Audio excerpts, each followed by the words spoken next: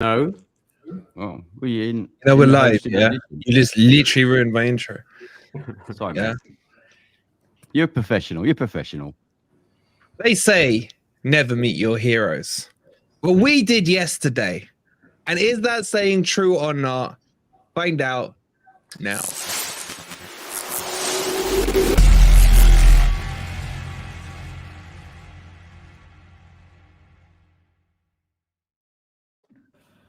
It's officially the weekend. That's it. Work done. Stupid international break done.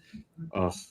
Lemmy and Crypto, you are confusing me. How are you in the chat and you're in here as well? But anyway, stop blowing my mind. Evening all. Welcome to the weekend. Welcome to Premier League football again. And welcome to the Inside Track on Psycho Stuart Pearce and what really happened yesterday as we hosted Stuart Pearce at a live event in Nottingham. And oh my God, was it an experience? We're going to get into all of that tonight. And oh yeah, we got to talk about the game tomorrow. Is it on? Is it off? Will Ant be in a banana hammock tomorrow? Let's find out. How you boys all doing?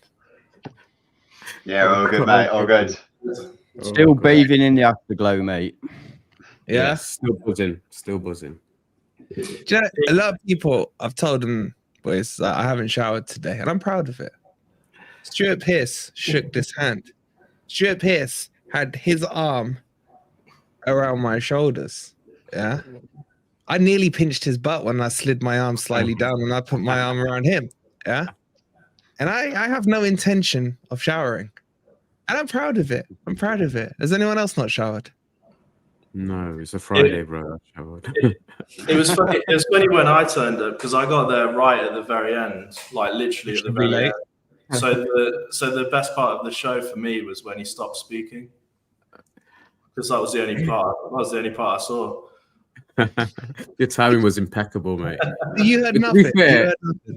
All I heard at the end was Ez asking his 12-year-old daddy Joe. Oh, shut up. We'll come to that. Guys, I gotta tell you, right. You take the FFTV lot with you. You think they're gonna represent, right? And you get 2 cringe questions or statements in the whole evening. And chat, guess who they came from? Obviously, Crypto's giving away one, yeah. And someone else from the FFTV crew went all Gotta be Lemmy then. Gotta be Lemmy. Oh yeah, guilty. Right, let's give the chat a quick overview. Hope you guys in the chat are doing well. Let's start with the question in the chat as well. Chat, who's your all-time Forest hero? Yeah. And before we get into the Pearce thing, let's go around here. Who's your all-time Forest hero? It's hard to not say Psycho after last night, actually, mate. Because I'm going to say Psycho from now on.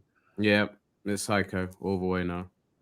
It was between him and Stan, but it's Psycho, mate. Until Stan turns up, then it'll be Psycho. My boy Stan.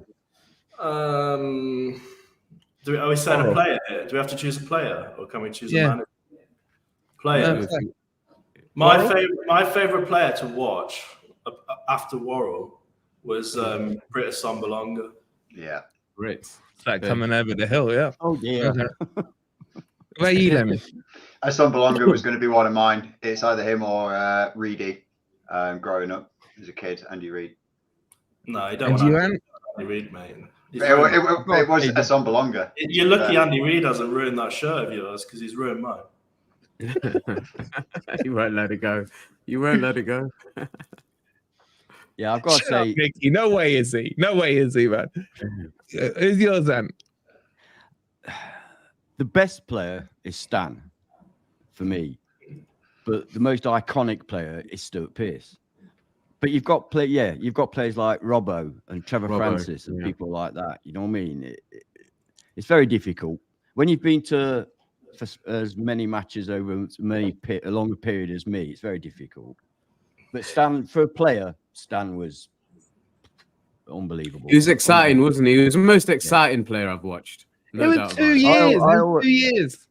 Yeah, but it was the most exciting 2 years of my life. So it's even I more always say that Stan's the only player I've ever known where he gets a he gets the ball in his own penalty box, and people are standing up saying, "Go on, Stan, go on, Stan," because he could literally go through the whole team, literally. Yeah. To be fair, an icon. Stuart Pearce is an icon. I thought you were going to say Odegaard. He started. No, man, he's going to say Henri, isn't it? Henri for. Listen, I'm not taking anything from somebody coming from a toilet, mate. At least we swapped on time, Ben. At least Dan and Crypto were swapped out. Oh my god, man! Literally, Mark's just copied and pasted what you said, and he's chucked in stone there. Eddie's showing his age. There's a few Lars Boheenans in here. Lars was quality, but if you're looking at the same era that Stan was in, you can't put Lars above Stan, man. You can't. No. Yeah, a few people are saying Chris Cohen. You can kind of see the slight differences in generations. Across the comments. You know, I saw a few of the Robbos in there. Yeah, I'm not going to bring them up and embarrass. Oh, David, shall I bring you up, David? Go on. You gone Shilton. Showing your age, Dave. Showing your age. They were great. They were great. You know, European Cup winners. I mean, Keno as well. Yeah, he was magnificent at Forest. We've had a lot of good players. We have. Yeah. All right. Let's run the chat quickly through. So what happened yesterday? Right. So I got there first because I was on time, as always. Right. And then the boys started to filter in. Now, Pearce doesn't have to turn up early. He just has to turn up when he turns up. Right. So we were there about 5. And I think Pearce came about 20 past. I was inside. I think I was talking with, shout out to Carl. If you're not following Carl on Twitter, make sure you're following him. I was chatting with him and the producer about what the kind of lineup was going to be for the night. And my phone's just pick it up. Forest Dan. Yes, mate. He's fucking here. I was like, what? Stuart Pearce is in the fucking car park. I was like, calm down. No. He's here. He's fucking here. And you know what? I shook his hand when he got out of the car, and I said, "Oh, it's a pleasure to meet you." Twice. I don't know why I said it twice, but I said, "It's a pleasure to meet you, Stuart. It's a pleasure to meet you." It's like, it really is a pleasure to meet you. You went for him in the car park. Oh yeah. He was lurking, mate. He did the same after as well when he was leaving. He was halfway getting in the car and ran. Yeah, I got in there as well. Because I said to see him and the last. Yeah, I said to Red Dog after him, I can just imagine if Pearce just turned around and whacked Ant one right now. It looked like he was about to, mate, to be honest. If you actually look on Twitter, I've literally just posted the bit in the car park afterwards where I spoke to him. Literally. All right. It's only 4 seconds long. But he was Gain, shout out to you, Gain. There you go. Okay, so then Pearce comes in, right? And like there was that moment. There was that little fanboy, I think, for all of us as he came in. Yeah, came in with his missus and a couple of his entourage, and then went and shook his hand, right? And that handshake is just one of the strongest handshakes I've ever seen. It caught me completely by surprise. It was just like a boom, nailed it in. Yeah. I went all floppy freaking hands on him. Right? You went limp. I wasn't expecting it, man. I didn't go with it. Because in my mind, I thought, it was going to be a hug and all this crap. Yeah, and then he just went bang. Right? and then I just turned to Ant. I was like, freaking hell, that's the strongest handshake. And Ant just turns around. He goes, but I gave him one back as well. I gave him back. I matched him. Yeah, so we sat down, we had a chat with Pearce, and then they wanted me to sit down with him and do some social media stuff. And there was a few questions on there. So we sat down to one side and the rest of the boys were watching us. And he had to come up with, one of the questions he had was to come up with his best 11, wasn't it? On there. So I started thinking, I was like, right, let's do your best 11, Pearce, right? And I was like, what formation are we going to go for? And he goes, oh, yeah, mate, I'm going to go for a 3-4-3. And I was like, really? Why would you go 3 back? And then suddenly he just looked at me, right? He goes, "This is your fucking 11 or mine." I was like, "Yeah." I was like, "I ain't arguing with Psycho, man. I ain't arguing with Psycho." And then like he went through that team and everything. And could you boys hear the team he picked? Yeah. What did you reckon to it? It was a good team. I mean, it was a good team. It was a good team. I would have put him in, obviously, but Ashley Cole, isn't he? You know, who he went with on the left. He went with wing backs, didn't he? But no, there wasn't a lot I could argue with. Yeah, there's not too much you could argue with. There's not too many players that he would have played with that you would have thought maybe he. But they were all English, by the way. All English. Were they all English? Yeah. No, it was. Yeah. Because that again, I stupidly spoke up. He didn't put Roy Keane in, did he? Yeah, he didn't put Roy. Because he said he'd left one person out that he would have put in, and he goes, "It's Roy Keane," and then stupidly me with my big mouth, I was like, because he's Irish. He's like, and he just turned to me, he gave me that look again. I was like, oh crap. He goes, "Maybe you don't like the Irish, mate, but I ain't got nothing against them." I was like, no, I'm just saying it because all the other players you put in were English. I thought you were doing like almost an English 11 here. Nah. He really is, Mark. He absolutely loves playing for England. In fact, I don't think it would be wrong. Would you boys agree? It's probably like it was ahead of Forest for him playing for England, representing. Yeah, he said that, didn't he? He said it was his biggest achievement in his career. He said when we went down, the only question he asked as to whether he's going to stay or not was he rang the manager, Graham Turner, and said, "Will this affect my England place?" And Turner, to credit him, Graham Taylor. Turner said, "Providing you're playing, you're still my man." He said, and that was it. There was no. I didn't have to think about it. And that's, you imagine a player of his quality and the amount of England caps he had going down nowadays and staying with the team in the Championship. Exactly. Yeah, the loyalty. But you know what? He had to ask that question. And to be fair to Taylor at the time, he honoured it. And because we were all wondering that at the time, because it was all about Stuart Pearce. We knew we'd obviously lost Roy Keane, we'd lost Nigel Clough, lost a couple of others. Stuart Pearce was the one we needed to hold on to. And fair play to him. But yes, you're right, and his England career came ahead of his Forest career. And he said if he had to make that decision, he would have made it at the time. But it just goes to show that also that there's no player would do that in this modern age. No player would do that unless they get that backing from their manager. But you will still get selected. I mean, it's happening, isn't it? You go to Saudi Arabia and you still get selected by bloody Southgate. So I mean, he quite openly said he loves this club. He loves the people, the city. He loves it. When somebody asked him about Derby, he said there's no way he could ever play or manage Derby. He couldn't do it. Mm-hmm. Yeah, so that was like the little intro bit that we did with him. I mean, it was a little break, and then we started the show. And then I was like, I don't know how it was packed out, and it's probably like 150. Oh, yeah. Absolutely. Maybe not more. Like people were just standing, and I could see heads poking through windows and down the chimney chute and what have you. And then literally they just like, "Okay, here's the mic, mate. Like go start the show, introduce him." And like for the first time ever, boys, I don't get nervous, right? Yeah, in fact, there's only 2 times I get nervous in my life, right? If Forest are playing like a crunch game, or if I'm traveling abroad and I haven't had a bowel movement before I go on a plane, I worry that I might need to shit on the plane. It's all about his bowel movements, isn't it? I knew that I'd have to come into it somewhere. But it's true. That's the only 2 times I get nervous. But then they just gave him, I was like, would you just introduce him? They're like, yeah, just give him a little intro or something. And I just went blank. I couldn't remember his name. I couldn't remember what he looked like. I couldn't remember my own name, right? I don't know what I ended up saying. I think I said former Forest and former England player and former man and former dad and former this and that. Stupid.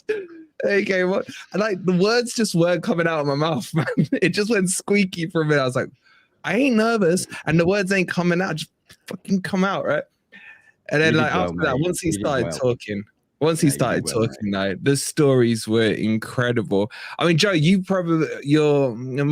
both young, Joe. We're both young. Yeah. But like, what was it like listening to those kind of pre-R age stories, you know, the Cloughie days and that stuff with the bus and things. Had you heard those ones before? Not those ones, no. But unfortunately, that's all I kind of live off is from Cloughie era. Anyway, it's all nostalgia and people talking about those days, and every single person, whenever they kind of give their rhetoric on when they were playing under Brian Clough, they always have the accent nailed down to a T, don't they? Every single time.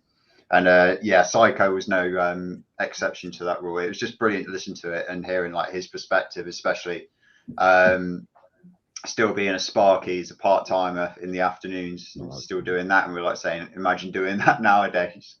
So it was just a really great insight just into him growing up and playing for us back in the glory days. And then we were born, and unfortunately, Wolfie, we were born too late to be able to probably enjoy it. Shut up, man. Don't stroke his ego, man.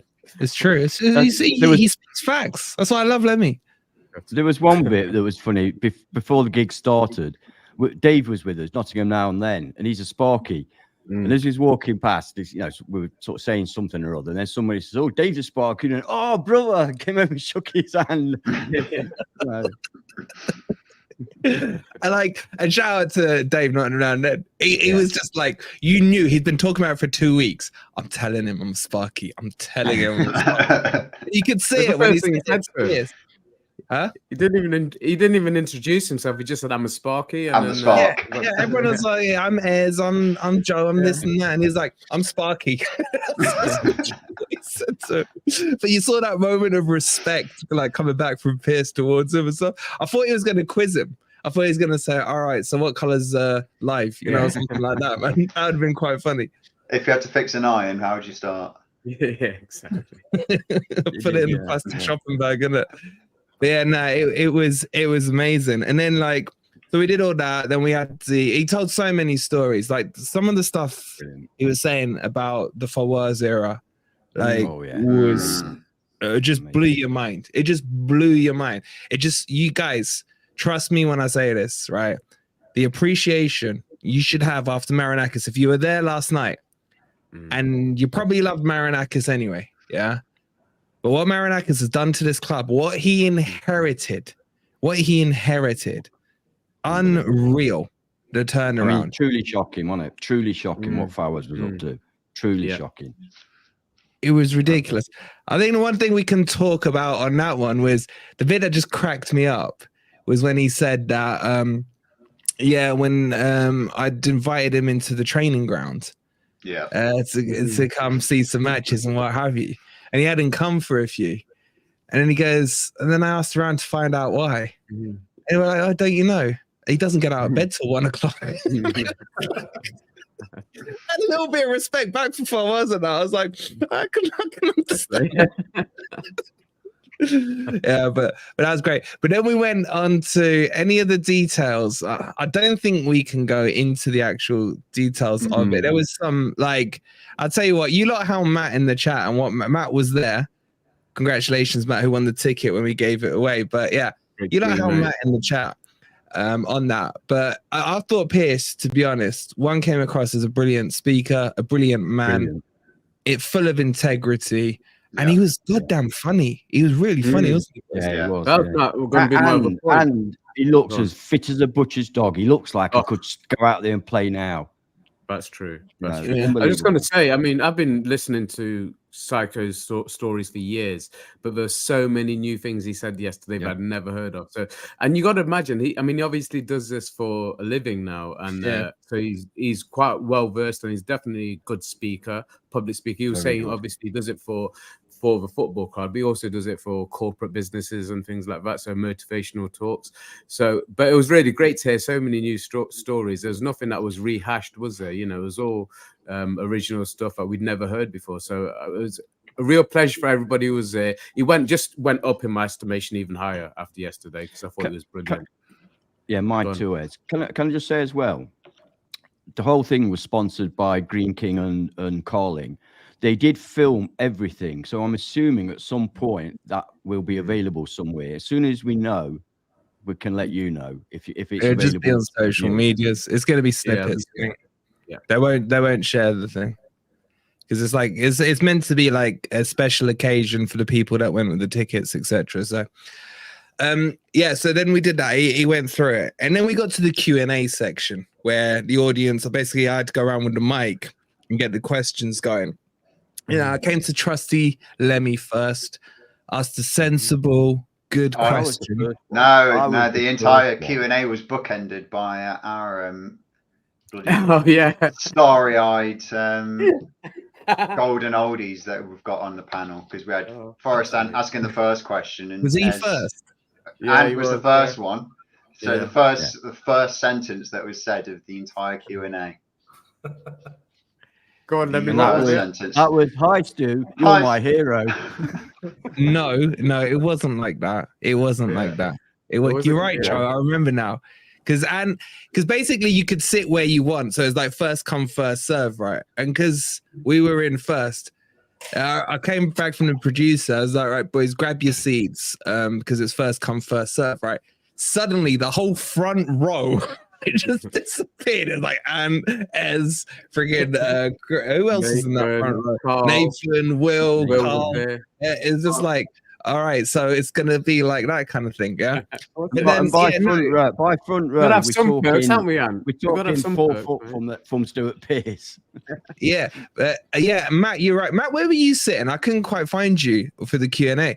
But then, so I literally just had to go like that to give Ant the mic. And what he said, he did say, but it wasn't like that. Like everyone else was facing me and Stuart, so I was looking back at the crowd. And all I saw was Ant grab the mic like this. Yeah, he literally held it both-handed. Yeah? And he just looked him in the eye, right? "Hi, Stuart. You're my hero." And everybody in the audience went, and I turned around. Everybody in the audience went, "Oh." But you know what? You know what was more awkward than that?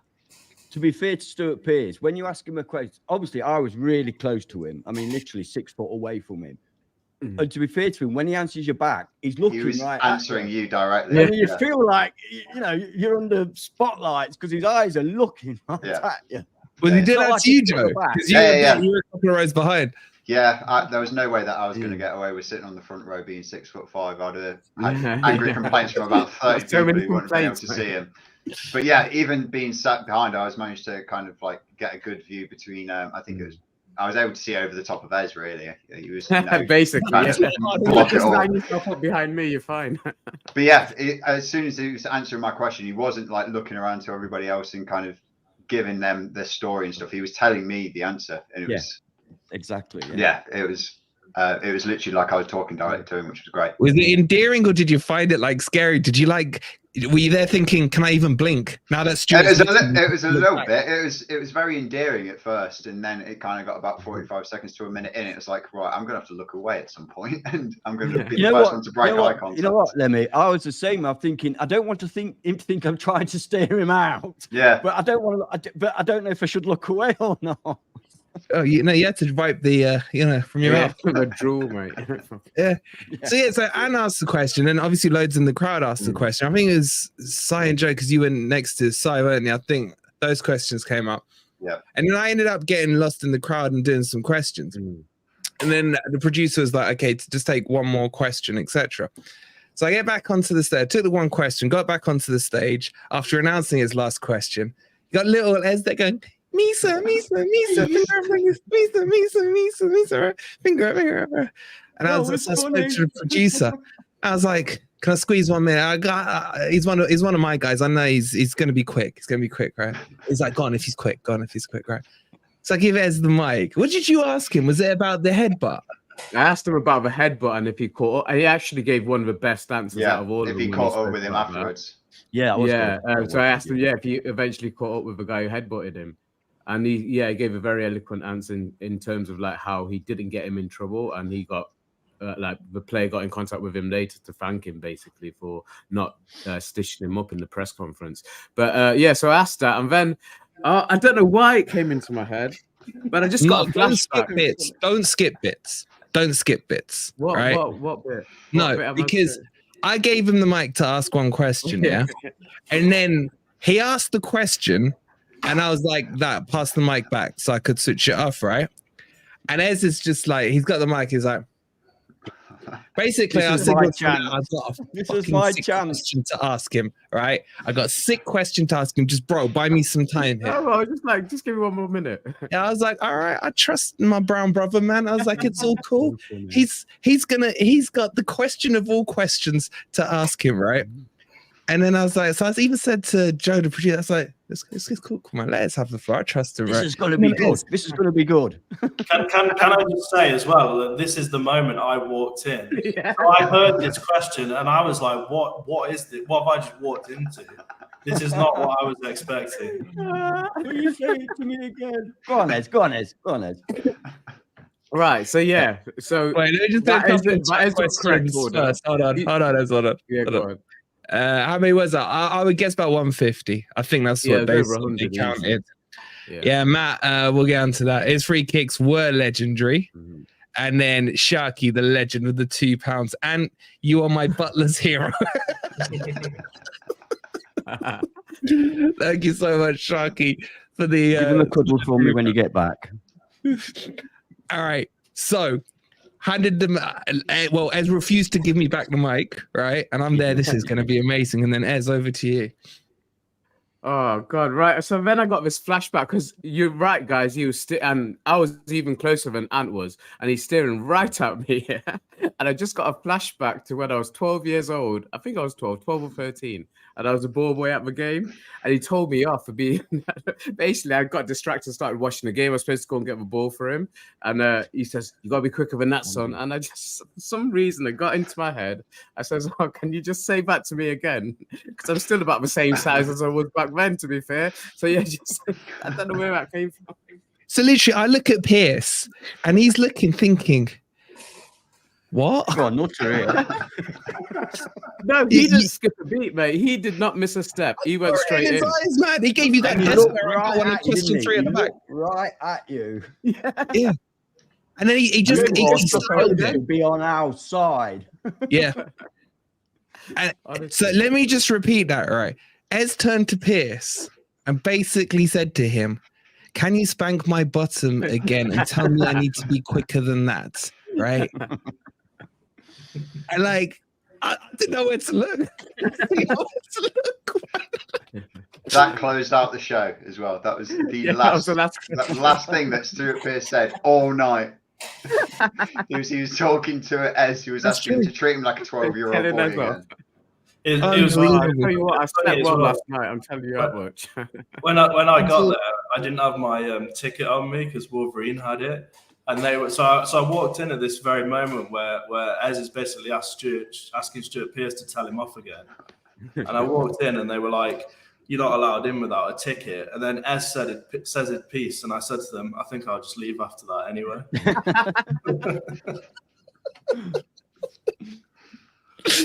Oh God. Oh God. But guys, it was an absolutely sport, it was a really good sport. It was a cracking and night. after that, I don't know if you want to mention after that, the guy stood there for at least an hour just signing everybody, just signing, cards and tops and photos and everything.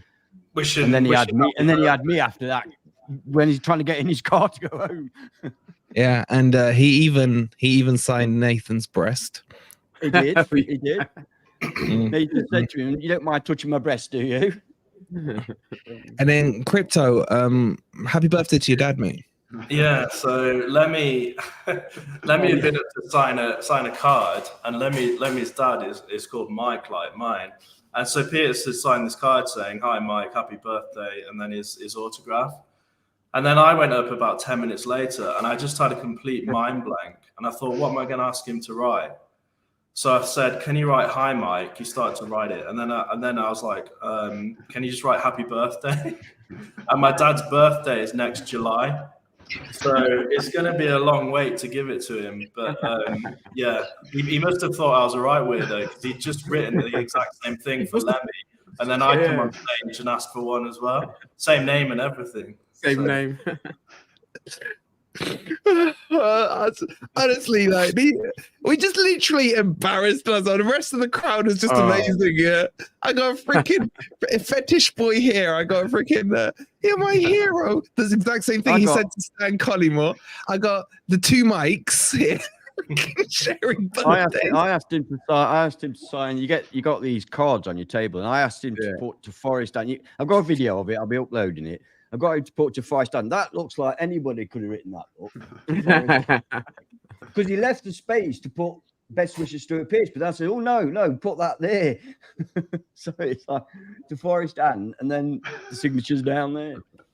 So you went all OCD on him about where you. So you even like requested where the great man should sign for you. You didn't just accept it. So that bit in and put that. Yeah. Bless him. Imagine your dad's watching this. That's the birthday ruined, isn't it? Spoilers. He'll have forgotten it by July. Oh God, it was an amazing night. And on top of that, we will probably be getting Stuart Pearce on a GOR stream sometime in the next few months. Our people are talking to his people, but it looks like it's going to happen. Maybe a quick half-hour stream or something like that. But we were telling him about you guys. Honestly, we were going through saying, we got the likes of Nicky, who's a bit of a weirdo. Keith is a legend, yeah. Stoney, he's too young, even though he's called Stoney. He is stoned most of the time. And Matty as well.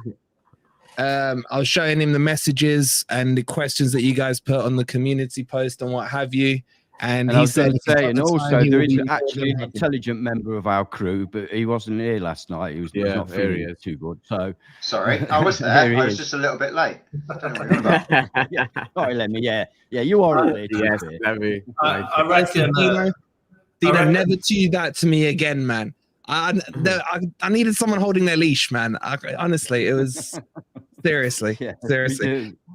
We definitely so hopefully nothing confirmed, but we've exchanged numbers with Pearce and hopefully we'll be able to organize something. And on that stream, you guys will be able to ask the legend himself. For those of you who didn't get to go, we got you. Okay. Just cracking that. Go on, Joe. When you say that our people are talking to his people, I just want to confirm that our people are neither Ez or Ant. No, I say what are you saying? Don't worry, mate. I want him to come on the stream, not give us a restraining order. I'll leave it at that. Oh yeah, it's 2 weeks. It is. You're right. It's about 2 weeks before I can contact him again. Yeah, I'll tell you what. When and if Pearce comes on, Ez will not be on this stream. I still think. I still think Matty in the chat's probably got a firmer handshake than Pearce, though. Oh, definitely. He's got a deeper voice, that's for sure. His balls have dropped further as well, haven't they? Jason, thank you for the 11 months, bud. Appreciate it. Okay, shall we start talking about the game tomorrow? Crypto, let's bring you in first, mate, because you were the latest in, so you haven't had much input as the rest of the boys on the Pearce stuff. Are you worried? No, I think we'll win. I did watch your video. There was a bit of pessimism there, a bit of worry, but I think we'll win it. I mean, it's Luton that, like you said in your video, it's hard to even name half of their team sheet without having it in front of you. They don't really have any big names. Not half. Yeah, exactly. Yeah, I could probably name 2. Adebayo and the other guy, I can't remember his name. The other guy. And Ross Barkley. Like they've come up from the championship. Then they weren't that brilliant there. They only. I can't. If we lose to them, it will be a tragedy. I think Cooper's got to start 4 at the back. He can't start low block against Luton because that really would be a shame. But yeah, no, I'm not worried at all. To be honest, I don't even think we should be conceding against them. I genuinely think we should win with a clean sheet against Luton at home. Yep. I agree, but I'm worried. Let me ask you this, Joe. Right? Do you want the game to be called off tomorrow? No, of course not, because we've got Ryan Yates, who's been practicing his swimming for the past 2 years. So he'll be able to just swim across the pitch. And we've got Chris Wood, who'll be the only player that can stand up and not drown. So, yeah. Well, you might get to play then, Joe. Oh, no. I'll have to set off now to be able to swim my way there and get there. Let me come up to your waist. With your big pterodactyl arms, mate, you'll be fine. Jez will be dead. Yeah, you'll be all right. You'll be like that, all right? Yeah. But the reason I asked, Joe, is because Matt's made a cracking point, right? Would you prefer the game to be called off to get some players back? Yeah. Because as what Crypto was saying, that we should smash them and everything, yeah? Who's putting the ball in the net? Do you trust Wood up there? Your boy Wood? I think it's more around the pitch as well. Like Crypto was saying, none of us can really name many of the starting 11. If you can, it's probably because we've kind of kept an eye on the championship, so I'm still able to name some of the players who are kind of with them in their promotion season last year.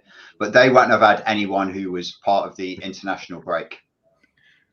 So they would have had a full 2 weeks of kind of rest and recuperation and then training together, whereas we're still pulling players back from all around the country or all around the world even. So there is a bit of a devil's advocate in me saying it would be probably more beneficial to us to have it called off than it would be to Luton. But I'd still rather get it done tomorrow, because it should be a pretty comfortable 3 points that we can then use to try and elevate our place up the table. I think it's an interesting question. I get what Jasper's saying. He's being selfish and all that. Yeah, I'm sick of this stupid international break, right? But let me put a poll out. And we all want Forest to play every day of the week. Yeah, let's put that to one side. But for the benefit of the team, would it be better to save this free win, quote unquote, until we're fully fit, or would you want the game to go ahead? Ez, what are your thoughts on this one? I'm kind of agreeing with that comment as well, because it is the fact that if it hadn't been a 2-week break, then I would have probably automatically says, actually, with the players out or the players that we'd like back in, I wouldn't mind it being postponed, because we're not in the League Cup either. So there's no fixture congestion ahead. We're playing 1 game a week at the moment. So I wouldn't have had a problem. But the fact that it's been so long since we had our last game, kind of from that point of view, I'd love to see us play tomorrow.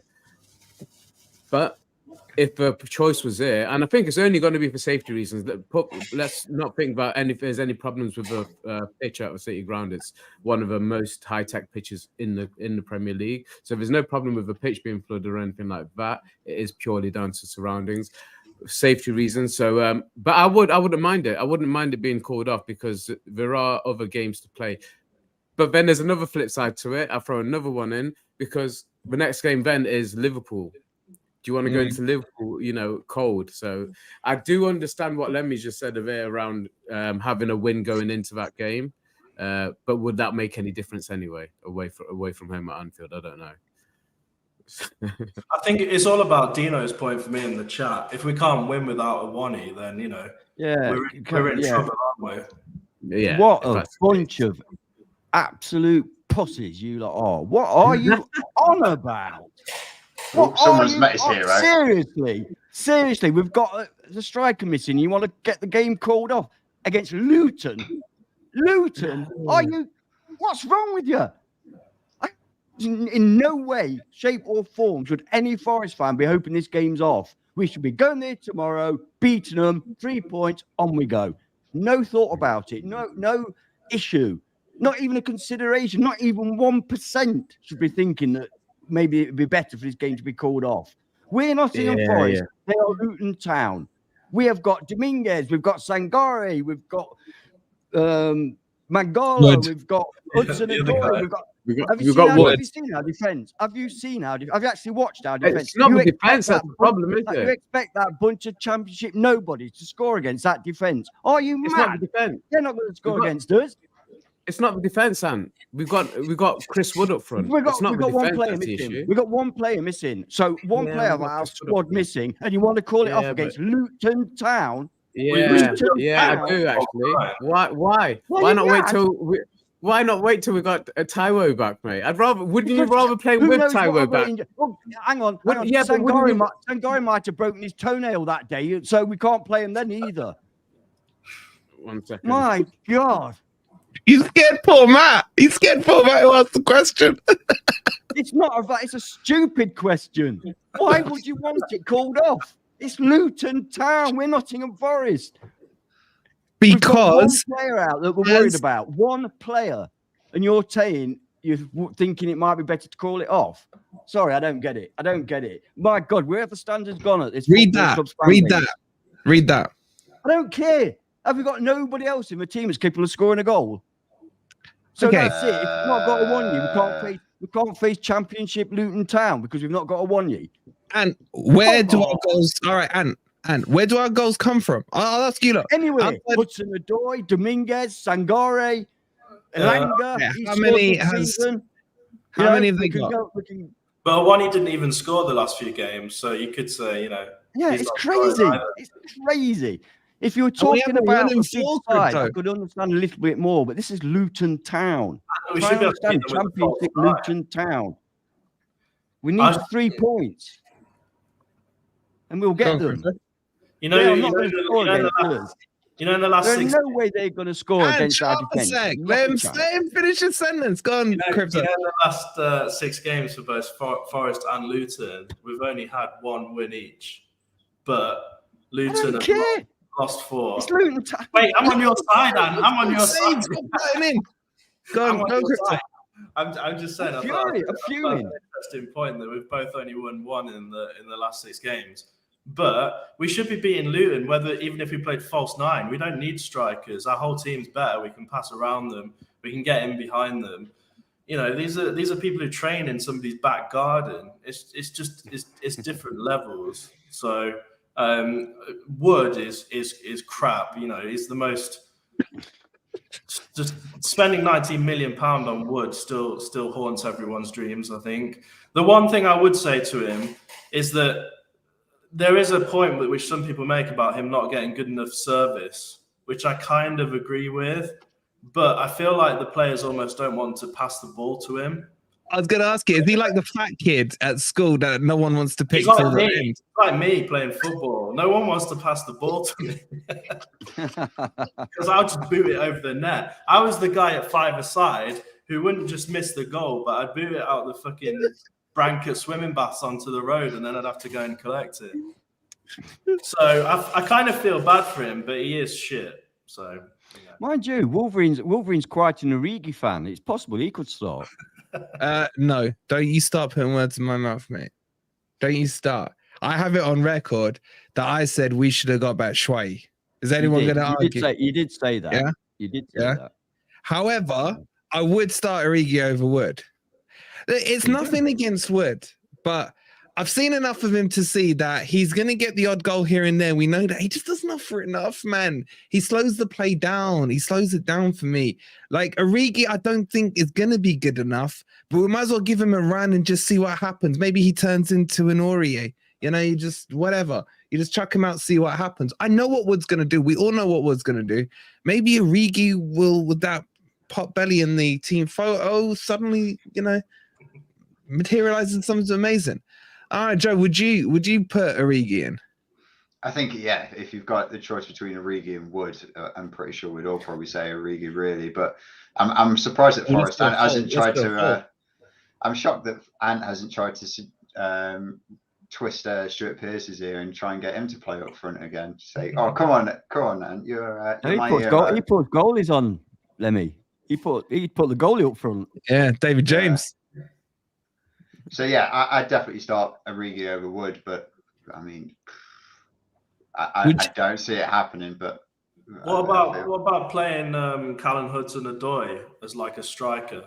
I know it's not his natural role, but I mean, if we're saying that Chris Wood holds the ball up well and he kind of slows the play down, is it not better then to have 2 wingers who are then making the advancing runs down the sides for him, so that then we can try and have Chris Wood as the outball so that he can then play down either of the 2 wings.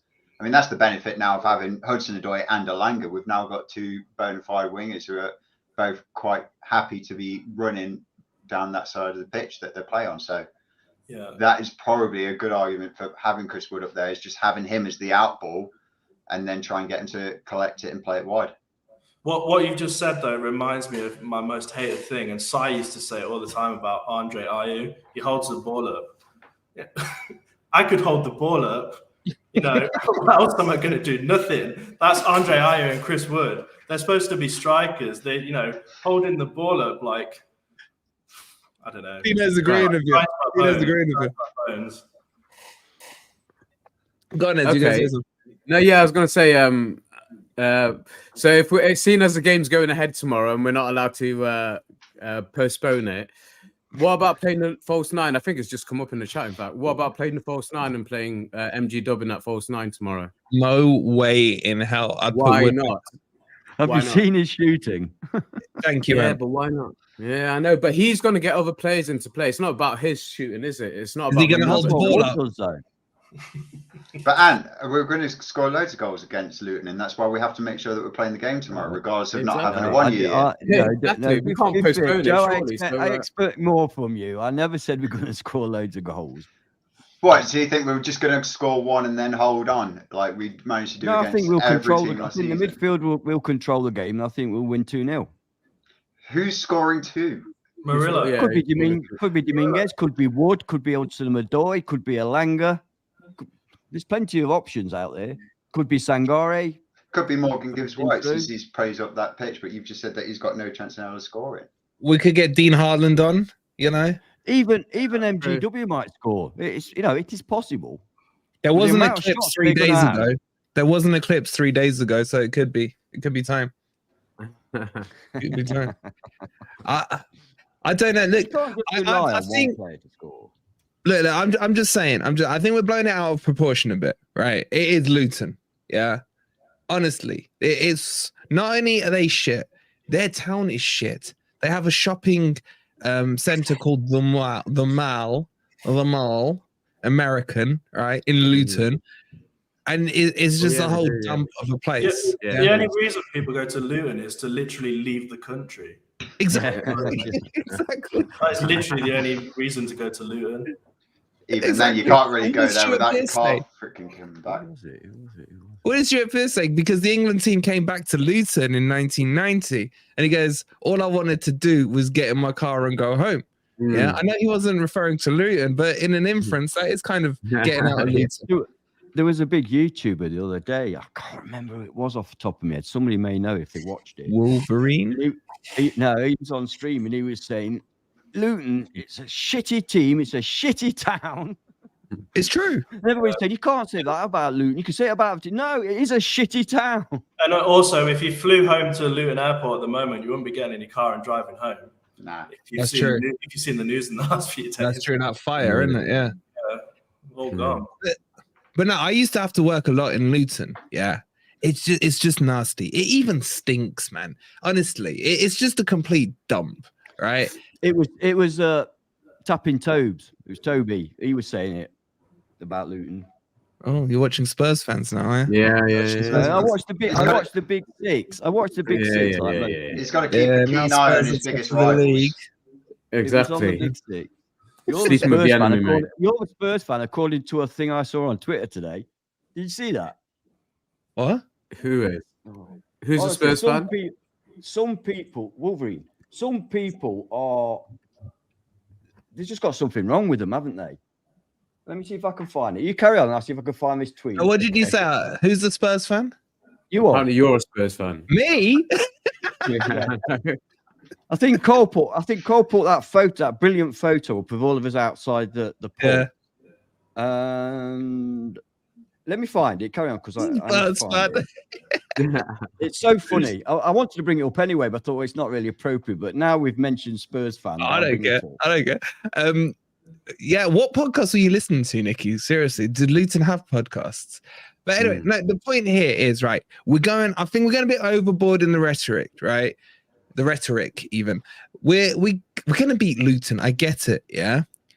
But I'm talking about the bigger problem of this striking issue. With Awoniyi out, man, where's the goals coming from? That's my worry. Because you know why it hit me? Because when Nick said it to me on the earlier stream we did, he's like, who's going to score your goals? And I kind of went, and I was like, oh shit, who is going to score our goals? And he kind of caught me off guard. Because I'm hoping MGW is going to step up. He's had 2 weeks off now, a bit of a rest. He hasn't gone away on international duty. Do you see him stepping up? Is this the time he comes back into good form? Yeah, I'm going to give him that because I think the last season when I gave him his little pep talk, it was after an international break, and he did kind of come back off it with certainly in better form. But he needs to do something because 1 assist from 8 games so far is just not good enough, really, for the investment we've had. And plus, he should be, with the whole Premier League season under his belt, he should be more confident. He should be more on the attacking front. He should be looking at more ways of getting us ahead in games. And I think that's been a problem so far because defensively, I think we'll all agree we're a lot better than we were 12 months ago. But going forward, the creativity is not there. Yes, we're missing Danilo, but he's not the only one player we're missing. So there needs to be others that step up. I don't like the way we play when Chris Wood is in the team. That's my issue with playing him tomorrow.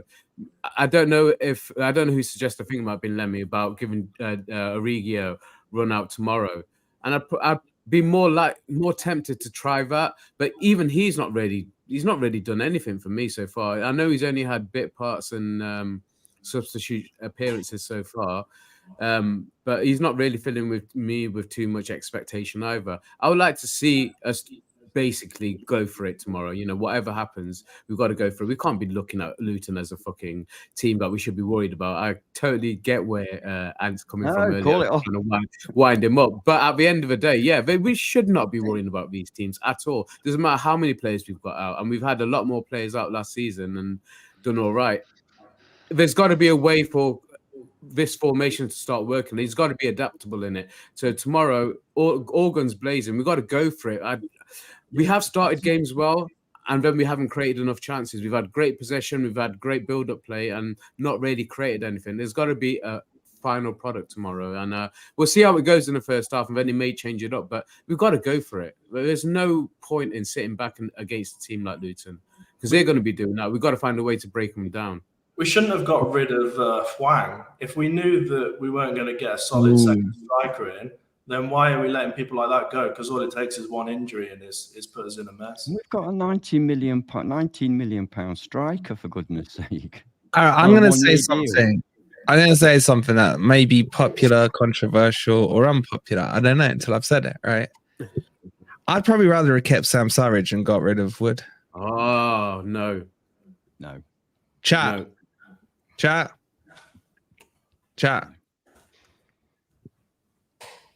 don't back him up. There's nothing to back up on this. Silence. One. Yeah. Silence. Tumbleweed, mate. Tumbleweed. So I don't know what you're showing us. That's the photo that Cole posted, and he put a really nice post on it.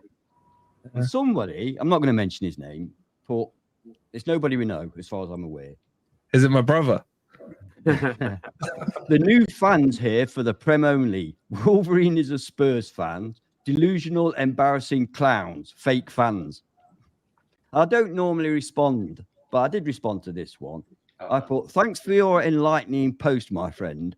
Although I have to say that as someone who has attended over 1,000 Forest games, I'm a little doubtful of the accuracy. Shake my head. That was it. And you should. Huh? Because we were sitting with Pearce, mate. We were sitting with Pearce. Yeah, it's jealousy, pure jealousy. The easiest answer is, thanks, I'll let Pearce know you say hi, innit? Yeah, we'll let Psycho know. We'll pass it on next time. But anyway, I want to have a look at this point. Now, I didn't like Sam Surridge in the Premier League. No denying that, right? But there are a few saying agreed. Nicky's saying, I mean, if Nicky's agreeing with me, I'm a little worried. Eddie's agreeing. Okay, I'm probably on the wrong side. I wouldn't hang my hat on that, mate. But he's scoring goals in the MLS. He's scoring. Fuck, man. I just heard it out loud. Mate, Wayne Rooney was scoring bangers in the MLS at 35 with a fucking pot belly when he went over there to play for DC United. That statistic means Jaffle. Yeah. I'd score against Calverton under 9s. It doesn't mean I'm fit for the Premier League, does it? No, seriously. So I'm not saying he's good. I'm saying, is he better than Wood? He's not a realistic option, man. He wasn't an option last season when we didn't have these other backup strikers. Why is he an option now? Not a realistic option, bro. Either. But it wasn't an option last season. They played with a false 9. They played with no striker instead of playing him. Yeah, but so how are they going to be an option? Playing strikers like Wood is like playing with 10 men who don't do anything. I mean, yeah, I agree. That's my point. But I'm not saying you can't say that Surridge is a viable option because he wasn't an option last season. How's he going to be an option now? What's happened? Have we got worse than we were last season? I don't think we are. Last season we only had Taiwo, didn't we? Who was the backup to Taiwo? No one. Until I've put it up there. Surridge or Wood? Who would you rather have? Get your votes in. I want everyone voting on this one. It's in the live chat there. Play with your nose or whatever. I'm with Martin on this one. Yeah, play more. As I alluded to earlier, I think we're way overplaying this. We're missing Taiwo Awoniyi. That's a massive miss. I know. But Taiwo doesn't score in every game he plays. It's not like 7 and guarantee 7 of goals. He did, yeah. What? Yeah, he did. He scored 7 and 7. Yeah. As I say, 9 and 7 in fact. Yeah, he did. He did. To be fair, he did. Yeah, you spot on there. Yeah. I mean, I love Taiwo. He's absolutely fantastic, but he's not there. I don't think we should start fearing. I'm trying to be a little bit more measured now. I don't think we should start fearing teams like Luton Town because our strikers missing. We have to be able to score from other areas of the pitch. Otherwise, we will be relegated. Agreed. Simple. But we've got to have something go. Enough goals to keep us up on his own. It does take other players. He did last year. Agreed. Well, he did. Not on his own. He literally did. If nobody else would have scored throughout the season, we would have been relegated. If he was the only goal scorer.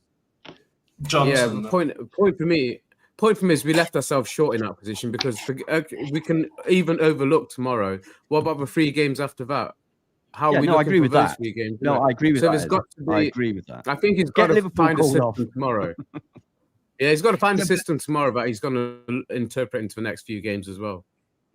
No, because we must go low block against Liverpool. We must not do that tomorrow.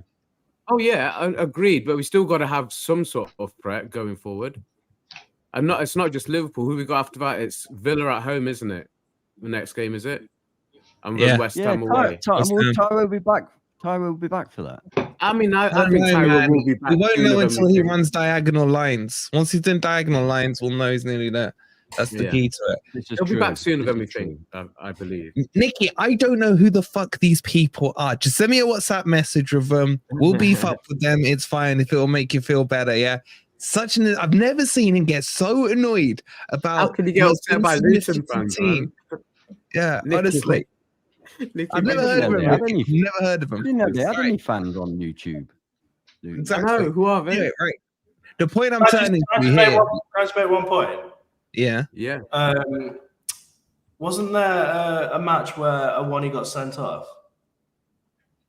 Or am I thinking of what for us? Mangala. Don't think so. Oh God! In fact, just forget everything I said. I'm thinking of Rodri. I'm thinking of the wrong team. Rodri? Thinking of Rodri? Just I'm living in a universe. Just a quick point. When Lemmy said that, you know you're in trouble. What is this stream? Honestly, let's get Mr. Sense in here. Let me right. Yeah. Oh. The point I was Mr. Sense. Not after what you said yesterday, mate. Not after what you said yesterday. All right. Let me. The point I'm turning to here is Awoniyi is still going to be out for a couple of games, maybe. But even after that, we've got the AFCON coming through, yeah? Yep. So if we're not looking strong enough with Wood and Origi as those two, do you think we need to strengthen in January? And by the way, just before you answer that, the chat is saying 59% would have Surridge over Wood. Oh, you... Did you have any other options, or is it literally just Surridge or Wood? Who would you rather have, Wood or Surridge? That was the question. Okay, well, yeah, then it's probably not. I'm pretty sure if you'd have put Origi in that option, then it probably would have been a bit more fair and balanced. No, By the When by, we have a fair and balanced. Let me do the polls going forward. Yeah, mate. but there's a lot of inverse recency bias as well.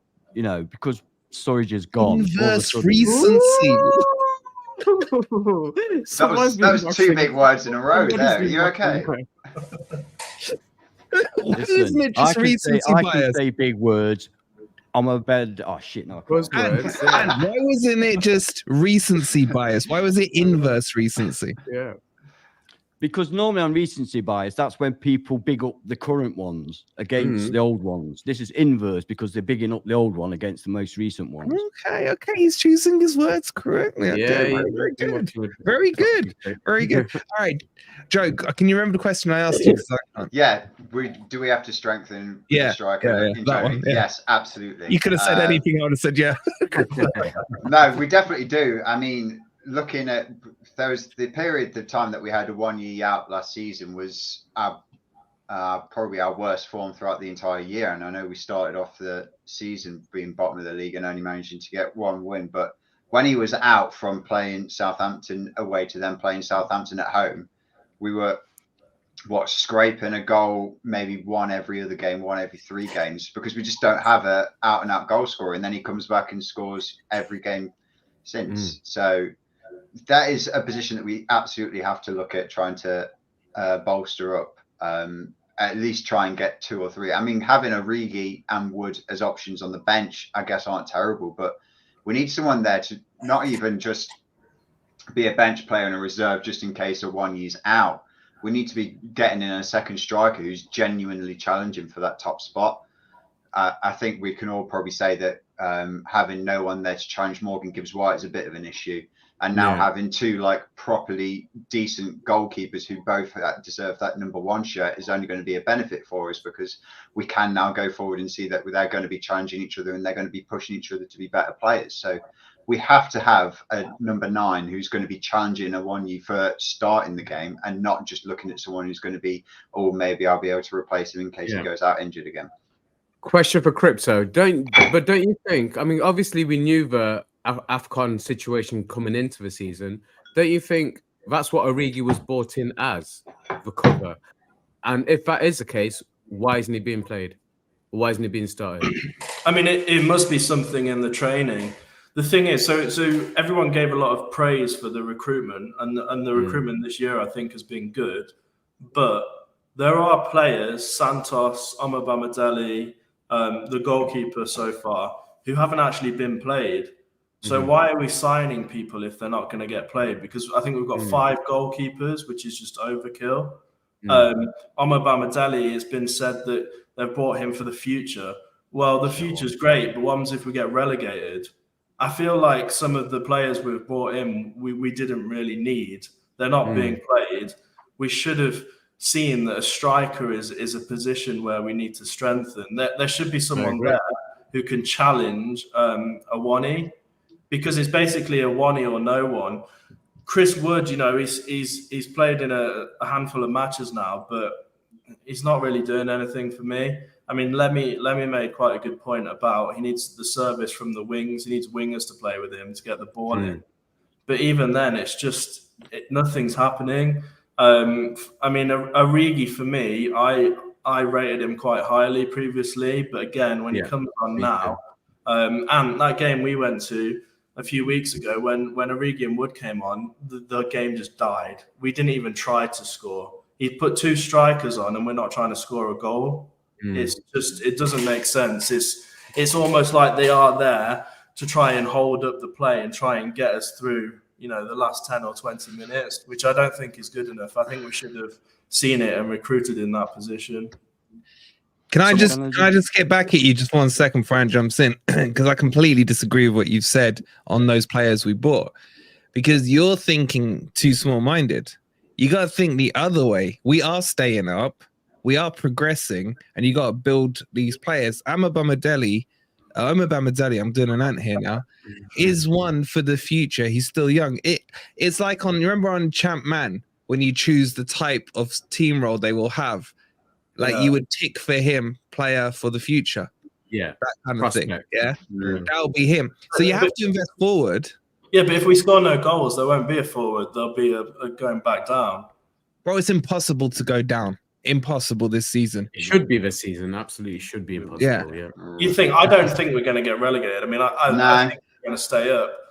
But again, it's like, do you waste a whole season just trying to aim for 15th, 14th? We're supposed to be trying to progress. I agree with you there.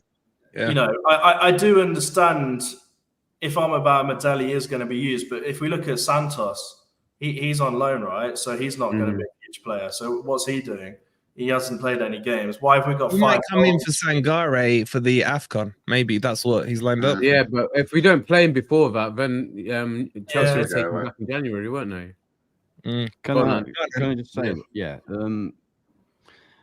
Cooper's actually said with Amrabat Dele that he's similar to Murillo. He's just waiting for the right time to bring him in. And I don't have a problem with that because at the moment our defense is solid, let's face it. You can't take Bolly out, you can't take Murillo out, and then there's Felipe to come back. We've got a lot of good defenders, so he is one for building for the future. I don't have a problem with that. Now, the issue I do have a problem with what you said is that we should have bought backup strikers.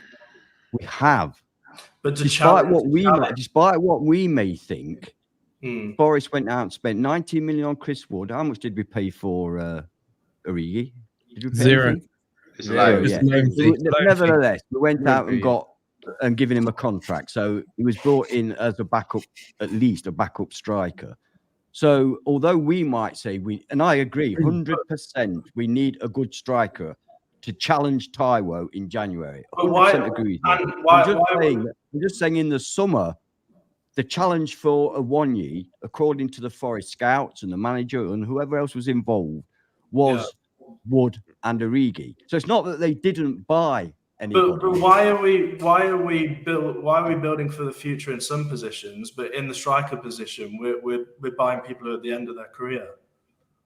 Because we're bringing in Taiwo's quite young, isn't he? The Wood one, I don't get it, right? I'm being just perfectly normal and sensible now. I don't get it. Especially that amount of money for a 1-year deal. So you're paying 20 million plus his wages for 1 year for Chris Wood. That makes no sense. That's got to be a financial thing. There's got to be something dodgy happening there because it makes no sense from a football point of view. Origi, he's not over the hill, is he? He's still fairly young, isn't he? 27, something like that. How old is he? So he's got years young, isn't he? Taiwo's only 25, 26. Taiwo's 26, I think. Yeah, I don't personally rate Origi, but his age is not a consideration in that regard. So we did buy backups. It's just that we don't think they're good enough, but obviously the club did. Yeah, so but also I got to defend the club here, right? Recruiting from back to front, as who said it in the chat there, Brian, building from the back to front, is the cheaper way to do it because strikers are expensive. You have to. You have to completely stop my point there, from the back. Your defense is the most important. Cloughie built from the back. You have to build from the back. It's no good scoring goals. If you've got a good attack, but you've got an appalling defense, you'll lose games. You'll lose games. So you have to build from the back. I don't have an issue with that. So going forward, I'm sorry. No, I thought you'd finished. I was bringing Joe. No, go on. So going forward, this is the time where now I'm hoping. I don't know if January will be too early for us because of FFP and the bullshit, that sort of stuff. But now is the time. I think we've settled. I think we've got a good defense, a good midfield. Now is the time to attack the attack, if you know what I mean. And that's what I'm hoping for. I'll be glad if we have one signing in January and it's a striker. I don't need anybody else. I mean, it's kind of a bit shoulda, woulda, coulda for me, because Batshuayi was one that was on the radar, and maybe he would have been a better option. But maybe I think what Lemmy was trying to say was, Lemmy, you had a point, didn't you? I'll let you jump in with it. Oh no, it's all right. If anybody else has any other points and just wants to hop in now before I just explode with everything that I've been saving up. Do it. I'll roll from the most recent, and I'll roll all the way back. So. Yes, there's squad development. We all knew from the beginning of last season we had to build a brand new squad from the ground up. So that's why we get the shit rinsed out of us for buying 30 players last season and trying to build a brand new squad. and then still signing almost 20 in this summer window. Yeah, but buying in a load of defenders and midfielders is going to cost you the same amount as probably 1 or 2 top quality strikers. And that's why we've just not been able to do that. Bringing in the likes of Bamidele, I know we're kind of saying, yeah, he's a player for the future and that we're going to have to be looking at him further on down the line. We're probably going to need him a lot sooner than we're thinking because of the AFCON. If you think of the amount of players that we're going to lose, a lot of them are our centre-backs. We're going to be losing Bolly. We're going to be losing Niakate. We're going to be, I mean, is Felipe going to be fit? Aurier is going to be out. Einar is going to be out. Sangare is going to be out, so he's not going to even be able to play as a CDM. We're going to play for at the back. So we're going to have to bring him in and try and blood him in the same that we've done with Murillo. Because if we end up having to play 4 or 5 at the back, it's going to be a case of hopefully having Murillo, who's now properly match fit and probably always going to be on our starting lineup now, we'd like to think. And then hopefully having Bamidele up and running so that we don't have to rely on having to try and play Joe Worrell and Scott McKenna in the defence. And let's not forget. Sorry, go on. Well, no, because that for a month is going to be scary. But yes, we all know that the striker issue is a problem because when Taiwo was out, that was when we had a massive goal drought and we were all of a sudden we couldn't buy a win for love or money. But if we can just get 1 or 2 solid strikers in the January transfer window, like Ant was saying, and if that's all that we focus on, I'm sound. That's all that we need now because we have a solid defence, we have a lot of backups, and we have a system in place to try and develop them. And we've got the old guard of the likes of Bolly and Felipe, who are then going to be able to develop up the younger players that we're trying to bring in and flesh them into be our Premier League defenders for the future. We've got so many centre midfielders now as an option. We probably could play almost like 5 central midfielders in a game, and it's unbelievable what we've got there is a development there. So it is just strikers that we need. So if we can get 2 strikers in January, sorted. Chat, how much sense does Lemmy talk? I hate him. And then final point, it's going to be a bit of scrolling just because someone put in a comment, and I think it was in reply to when I said that when I was saying that Awoniyi was kind of like our key talisman. He said that when was the last time that he scored? It must have been Yonks. You'd have to be about the same age as either Ant or Ez then to say the last time that Morgan Gibbs-White scored a goal. And I'll leave it. Can I just say, Lemmy? You missed an absolute cracking chance. Then when just after Wolverine said, "Lemmy, why do you talk so much sense?" I thought you were going to say, "Yeah." And one final point, I think that Wood is on the same level as Maradona. All right, just on that Taiwo thing, because I saw the point there. Sorry, I can't remember who wrote it. Let me ask a controversial question. I'm gonna chuck this Ez's way. Go on. Is Taiwo really good, or did he have a purple patch? I think he's definitely got better this season. There's a lot I've seen in his play that shows me he's learned over the summer that he's actually honed his skills, because his hold-up play this season has been as good as I've seen from him, which was sorely lacking last year. So I've seen improvement in him. He is our talisman. I don't know who brought that comment up, but I think he is right now. So I don't think we're overplaying his value to the team. He's got better. There's no doubt about it in my mind. So yeah, I think he's our best player at the moment. Even though he's out, he's our best player at the moment. So yeah, I think he's done well to put himself in that position. But he's without doubt one of our key players, and we are going to miss him. Just the Rodri. Look at the favour that we've done to some of the other clubs. Him missing, look at what it did to him. They didn't win a single game without him. So we are key players in key teams. Taiwo is one of those for us, without a doubt, and he's put himself there with his hard work. So I would say, yeah, we need him, but we need other players to be able to back him up when he's not there. But is anyone worried that he wasn't a purple patch? I'm not saying he was or wasn't. I'm just asking a question. I see this debate quite a bit on social media. Is there a worry that he went through a purple patch? Of course, it's a purple patch. he is definitely 100% improved, and I love the guy. But of course, he's scoring 7 in 7. That's a purple patch by anybody. Even that for Haaland, it's a purple patch. But I get what you're saying. I do understand. I'm being a bit facetious here. I think, yeah, if it was almost like a carbon copy and paste every single goal, every single game, you'd say, yeah, it's a bit of a purple patch because he's getting extremely lucky and he's kind of developed how he's scoring one single type of goal. If it's like just a rebound that's come in, or if it's just headers that he's scoring in from crosses. Every single game, it almost seemed like he was scoring different types of goals. Yeah, he was still always getting the lucky one that would come off his shin or off his knee or whatever. But he'd score goals with headers. He'd be able to chest down a ball off a cross and score it in off a volley. I mean, bloody hell, the goal that he scored against Crystal Palace last game of the season, where he took the ball from a through ball from Morgan Gibbs White and just ran with it, and then actually managed to score a goal off of his laces. Yeah. He has developed so well as a player, and the way that he was scoring, it wasn't just, he is known as like when we say with Chris Wood, you'd probably say the best way that he's going to score a goal is put a cross into him and he's going to get a header. Hopefully it goes on target and then he's going to get a goal. He's always in the right place at the right time. He makes the good runs and he can score off of his head, shoulders, knees or toes. And it doesn't really matter. It goes in the back of the net. Can I just say that the biggest indicator for me personally that he's improved so much from last season is that this season and the end of last season, when he got a chance, I was confident he'd bury it. Whereas prior to that, I was a little bit unsure.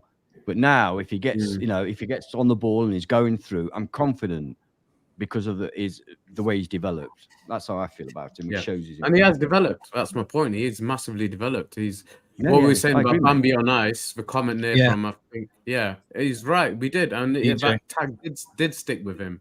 But this season, he's stepped up another level. He still does have it. As he's still got.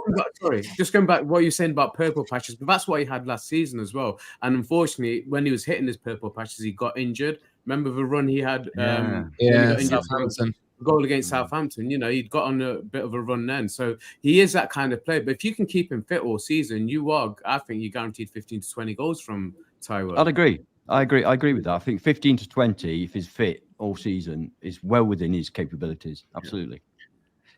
Ben, you love him. Are you still on the I love him bandwagon with Taiwo? Yeah, I think he's brilliant. And I think he plays well by himself as well. Not every single striker not every single striker can hold the ball up like he does as a single striker. Some strikers play better in partnerships. Awoniyi doesn't need that. He's great at just making the runs, getting up the pitch by himself. I feel like the midfield is kind of built around him though, which I think is where we struggle when Wood comes on. Because Wood is a completely different type of striker. He needs a different service, and you can tell straight away that he just doesn't get it when he comes onto the pitch. As in, he doesn't get the service that he needs. It was the game I went to with Ant where Wood and Origi come on, but the wingers go off. But what Wood needs is wingers. He needs people crossing the ball into him. Awoniyi is different. Awoniyi can run through the middle. I still really rate Awoniyi. I think he's brilliant, and I hope he gets back soon. But we definitely either need another striker in January, or there needs to be some tactical change where Wood can get more involved. Yeah, I just want to touch on this comment. And I don't want to draw comparisons with put them on our level, but if you look at Everton, for example.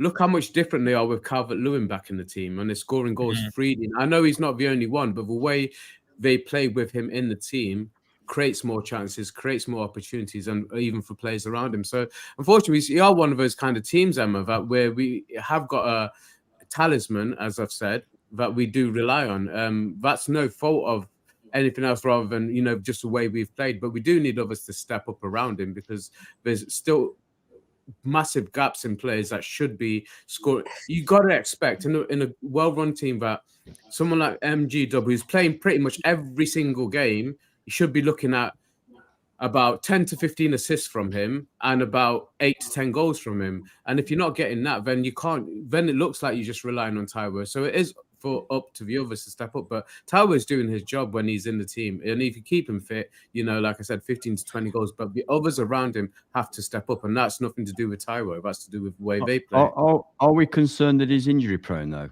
Because he certainly seems to be, doesn't he? Mm. Yeah. And it's not so much he's injury prone, and it's when he gets injured, he's out for like 6 weeks. Yeah. It's not just a knock, is it? That's the thing with him.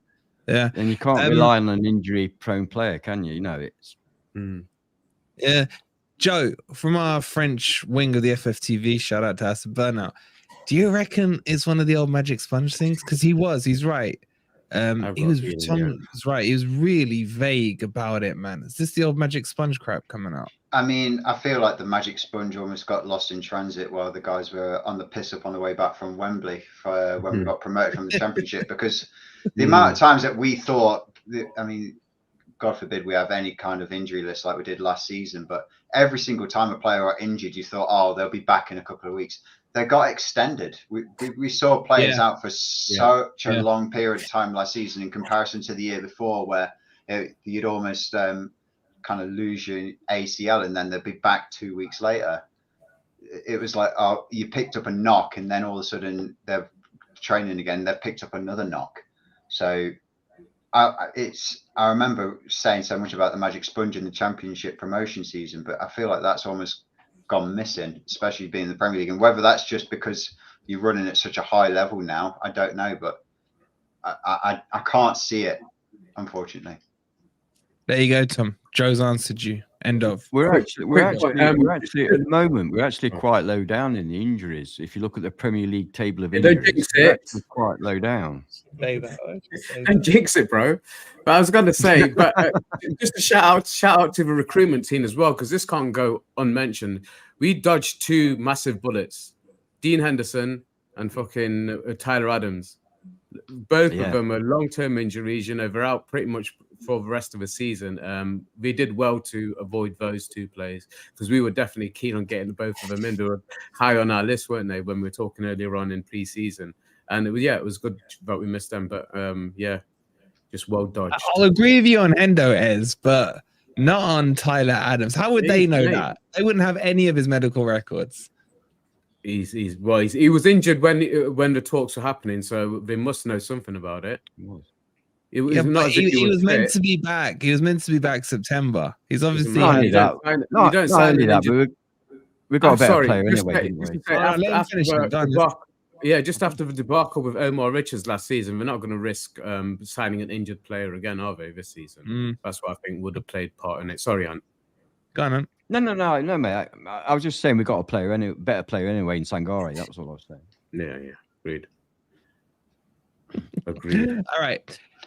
Matt's made me just realize the time as well. We need some. I just had a look as well. Can I just have a very, very quick word about the ticket prices? Yeah. Well, have we got time, or do you want to leave it for another day? We got time. No, say it, mate. Fucking say it. And I think we do need to talk about the ticket prices. Yeah. Yeah. Well, I got my Villa ticket today, as did Ez. £52. Now the tickets against Brentford was £39. I understand. I've done economics at college, so I understand economics. I understand supply and demand. What year was that? Supply and demand. They used abacus in those days. Yeah. All right, fuck off. Right, he's shooting, firing shots, let me, mate. I know he's a bit cheeky tonight. I like it. In Forest's case, I don't believe that that's an issue because I think we'd sell out against Brentford no matter what. So why is the justification in having the Brentford price at £39 and the Villa price, who aren't, they're not Real Madrid, are they? At £52. No. £52 to go to a game of football is to me is outrageous.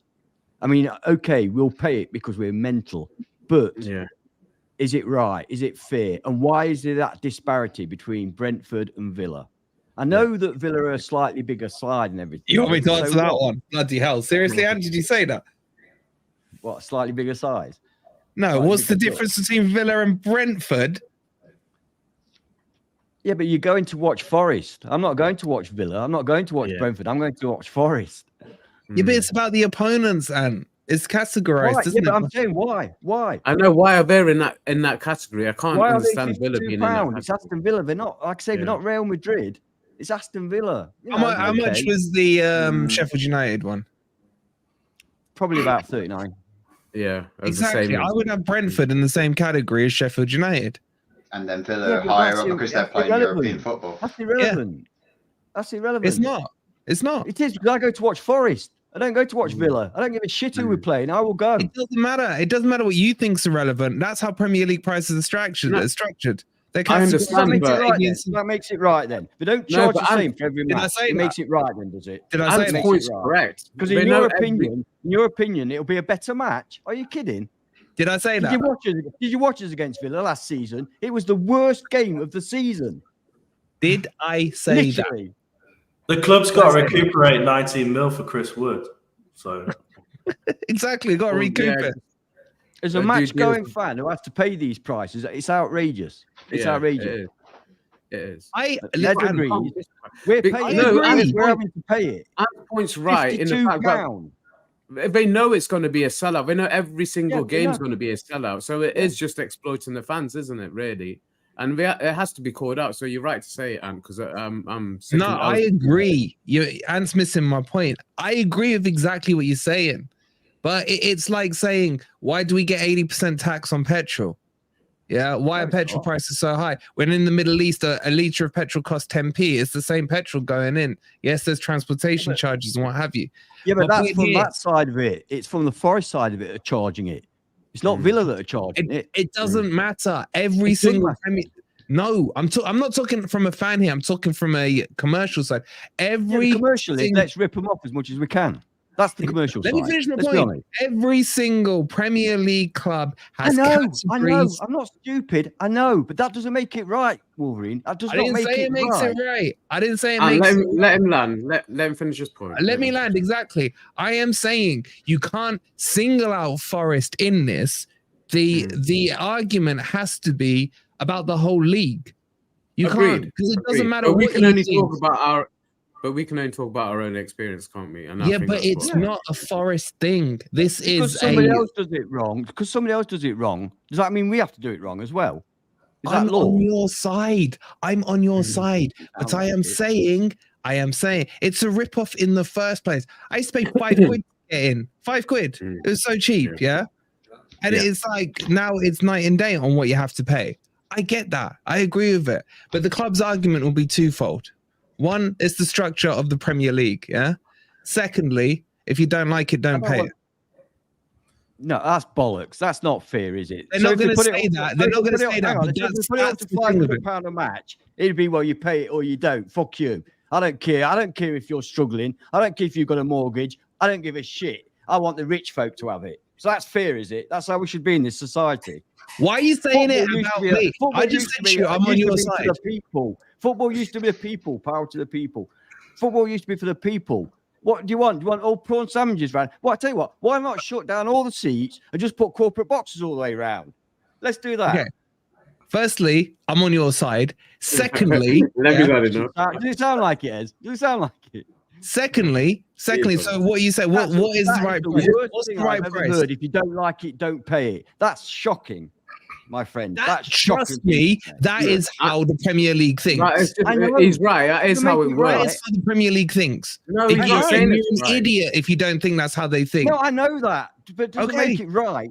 So just by me saying it, shouldn't say anything, does it? You should just keep your mouth shut. I'm saying it's fine to say it. I'm saying the point is, while the demand is there, they will keep rising the prices. The season tickets next year will go up again. I know they will. You're pissing in the wind. Doesn't make it right. It doesn't mean you're not allowed to express your displeasure. No, it's not saying it's right. It's just, unfortunately, we can't. There's no point in us arguing between us because it's the whole structure that's at fault. The chat, we're not arguing. No, it's the whole structure that's at fault, though, isn't it? It's not. It's not just Forest who've got it wrong. It's the whole structure. No, I know. People, you know what's more of a rip-off? It's not just Forest. My club is my club. I don't care what Manchester United charge. I don't care. Arsenal charge a lot more than us. I don't care. They're not my club, believe it or not. No, but they do it because of the Premier League structure. They can charge their Arsenal £1,000 a match if they like. I couldn't care less. My club used to always be a club for the people, and they used to be one of the fairest clubs around. Now all of a sudden it's about money. Money. That's going to demonetize us. And let me put this in a more practical way to you, right? Do you want Forest to be signing the Sangares of this world, or would you like a Jimmy-style Sheffield United thing? No, I'm sorry. That's absolute bollocks. The money you bring in from gate receipts is minute compared with the rest of it. It adds up. Compared with the television money, the sponsorship money. It still makes part of the pot. It still makes part of the pot. Nah, okay, so what does? What does? I'm not having it. It's sponsorship, TV money, sponsorship and TV money, and commercial, all the shirts and everything. That's what brings. That literally goes in wages. That literally goes in wages. And you should be as angry about the shirt. What they put the memberships up to, brought in 2.5 million. People that can't afford. Listen, let me put this out there, right? I can fucking afford it. I'm not doing this for my benefit. I'm doing it for the people that have got a mortgage, wives, children, work hard every week. They're the ones. Voice of the common man, not me. Not me. I'm not suffering, right? Go on, Ben. What are you saying? I was going to say, I mean, I agree that the prices are high, but you know, at least you're paying for entertainment. What I think is a rip-off is the. Are you joking? Have you saw us against Sheffield United? Let him finish, and fucking hell. Let him finish. 92 quid with a player on for a piece of cloth. When these go to the end of the season, what were they discounted to? Was it £15? 15 quid. Yeah. £15. They're £92. That is a rip-off. And they messed up your numbers. Ben, they messed up your number. This is the third Morgan Gibbs white shirt I've had because the retards in the shop, if I'm allowed to say that. Sorry if I'm not. can't print straight because they're too busy texting people on their phone and not paying attention. And they expect to get 92 quid a shirt and they can't even print a number 10 properly. And everyone behind me in the queue couldn't even get a Morgan Gibbs white shirt because they ran out of W's. Like that is a lot of people are taking a piss out of me, and I don't care. I can afford it, mate, so I'm not bothered. But I just don't think it's fair. Fair is fair, whether you can afford it or not. And I cannot understand the reason why it's £39 for Brentford and £52. You imagine if you're a married man with a mortgage and you work hard, really hard, and you want to take your 2 kids. It's over 100 quid to go to a match where Forest might be shit anyway. Yeah. I don't understand. This is the modern world. This is the modern world. I don't understand. This is the modern world, and the Premier League is the Premier League, and everybody gets ripped off. But that doesn't mean you're not allowed to have a little bit of a moan about it, does it? No, you're right. Yeah. But I'm agreeing with you. But I'm also telling you why it is what it is. And you already know why. I know why it is. I know why. So you're pissing in the wind. It's not you're pissing right. in the wind. But you're pissing in the wind. It's a business. I know I am. I know I'm pissing in the wind. I'm pissing in the wind for my brothers. Your brothers. What should have happened is Worrell should have never been given a contract extension, and that would have made up the difference. You had to get that in. End the show. All right. So let's get back to the game. Score predictions. Yeah. As I think I've gone for a 2-1. I think, and I never go with what I go for in the predictor league. Anyway, I'll go 2-0. 2-0. Crypto. I'm gonna go 3-0 Forest. 3-0. Chat, get your predictions in. Let me. I think I would have said 2-0, but after that beautiful communist speech from Ant, I'm going to say everyone gets to leave with a point, and it's going to be beautiful. A utopia, communist utopia. I mean, someone in the comments saying supply and demand. I addressed that right at the beginning. That why didn't we charge 52 for Brentford? Because the supply and demand would have still meant a full stadium. I did address that. Yeah, Brentford is shit. All right, and score prediction. 2-0 Forest. I don't know where people are getting this 2-1 from. Luton aren't going to score against us. 2-0 Forest. Please, God, I'm going to be so crazy if it goes wrong. Honestly, I'm going to say Nottingham Forest P, Luton P. Yeah, possibly. Yeah. We'll see, because Dino's saying the trend is looking very high right now. So, it's all right, guys. Raining, it's still raining, literally. Still raining. Is it? Bloody hell. All right. So if the game's going ahead, there'll be a watch along for you guys tomorrow, kicking off from like 2:45, something like that. So make sure you got notifications on. I can't believe we haven't got 100 likes yet, guys. Please hit that like button if you haven't already. I know I've done it today. I did it. Yeah, and somebody in the comments put, don't forget to like, I think it was Mark. Yeah, it was Mark Dennis. Comments. Yeah. Oh yeah. It's been a lively one. So Can I just say quickly, if the game's called off tomorrow, you can find me in the Communist Centre down in West Bridgeford. The last place is going to be is West Bridgeford, isn't it? From Putin and the rest of us on FFTV, we'll see you tomorrow for the watch along. Come on, you Reds. You Reds.